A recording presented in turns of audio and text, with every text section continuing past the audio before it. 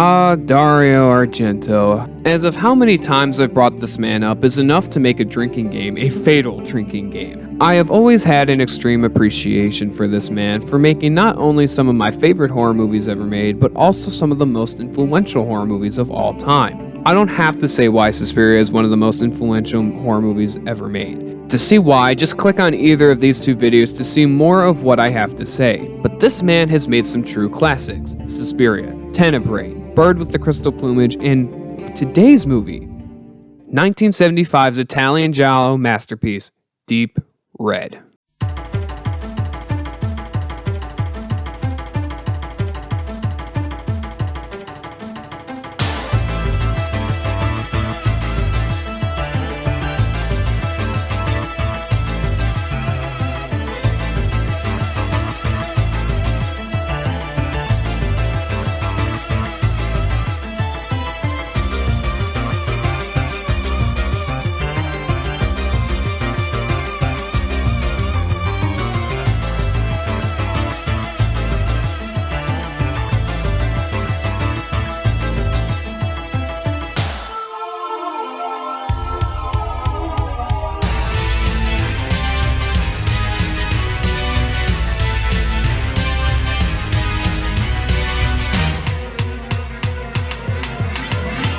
Deep Red is the movie where Dario Argento fully became a masterful director. Deep Red is a movie about a man named Marcus Daly who witnesses the murder of a psychic named Helga. She's murdered by the unknown killer at the time because she sensed an energy from someone in her audience, calling out to them in front of the audience, announcing that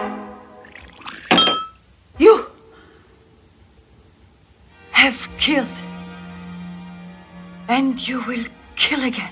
Marcus, after witnessing the murder of Helga, gets sucked into a case of twists and turns, trying to find out who the killer is, while the killer is always one step ahead of them. So, pretty standard plot, but has enough to work with and do well underneath the right hands. With Dario, he had just completed his animal trilogy, that of being Bird with the Crystal Plumage, The Cat o' Nine Tails, and Four Flies on Grey Velvet.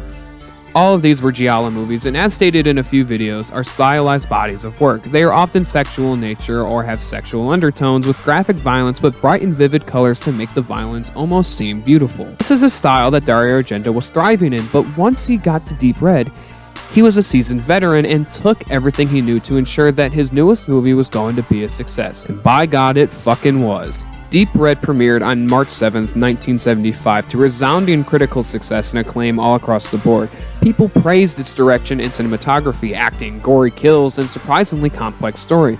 To this day, the movie has a 96% rating on Rotten Tomatoes and is one of Guillermo del Toro's and Quentin Tarantino's favorite movies of all time. So with this kind of acclaim, let's take a look at each one of these things to figure out how Argento crafted one of the best, if not the best, Giallo movies of all time. All across the board, the performances are fantastic. Starting off with David Hemmings as Marcus Daly, he is great as this character. Marcus is so in over his head, and David Hemmings is able to portray that sense of underestimation supremely well. The supporting cast also gives memorable performances, especially Marcus's friend, Carlo. Spoiler alert, he ends up being revealed to be the son of the killer, who is the boy from the beginning of the movie who witnesses a murder with the knife dropping to his feet. His performance when he cries to Marcus about dropping the case because, since he didn't want to leave it alone, now to defend the killer, his mom. He chooses to kill his own friend to protect his mom. However, I think the best performance in the movie is Daria Nicolodi's Gianna Brazy. She is a confident woman who is always showing up and proving herself to be more experienced, wise, and intelligent when cracking the case.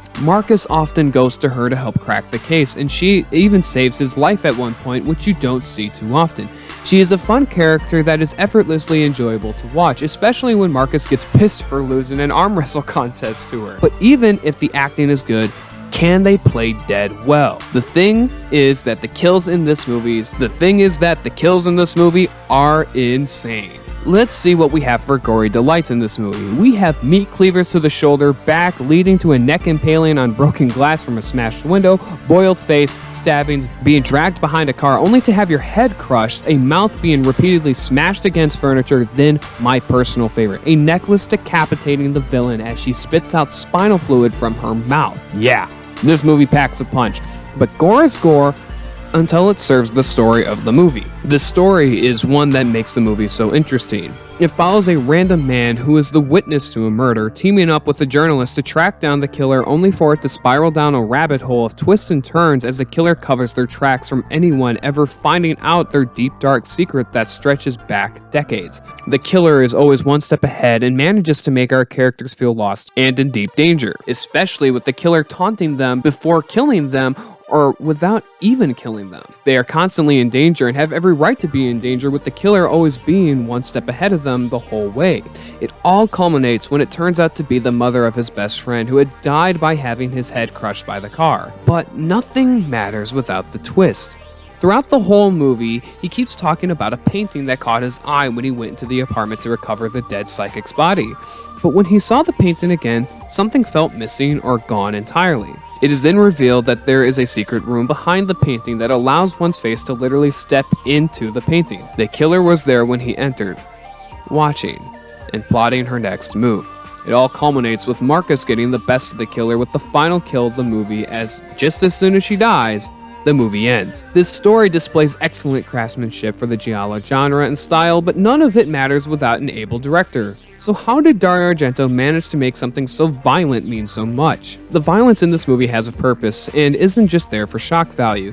This is all because of the direction from Dario Argento, whose eye for the macabre is one that isn't normally matched. The way he makes the movie work is through relatable characters, beautiful visuals, and suspenseful moments of shock and awe. One of the best moments in this movie is how he spaces out the kills and never makes the kills necessary or shown until they need to be. In most horror movies, they want to have a character killed every 15 minutes or so to keep the pacing. In Deep Red, Argento allows for the people being murdered to have a purpose, so then it's more devastating when they die. The first person to die is the psychic, who finds out the murderer has killed previously and will kill again. This is what makes it shocking, especially when she plays music to resemble the night she first killed someone, as she kills the psychic and taunts her victims. When we find out about the house the killer lived in and the person who wrote a book on it as they try to track her down and finally get her address, we cut to her death scene. The man who was friends with the psychic who predicts that the killer is reenacting their first murder as a sort of mental routine or ritual, she comes for him as well. This scene is one of the best directed scenes in the movie. The music amps up, leading to a climax with the doll running at him, only for it to shock us when it's not the real threat. But easily, the best scene in the movie is the death that confirms that the fairy tales about the house being haunted by a child's voice after they witnessed their mom murder their father are true.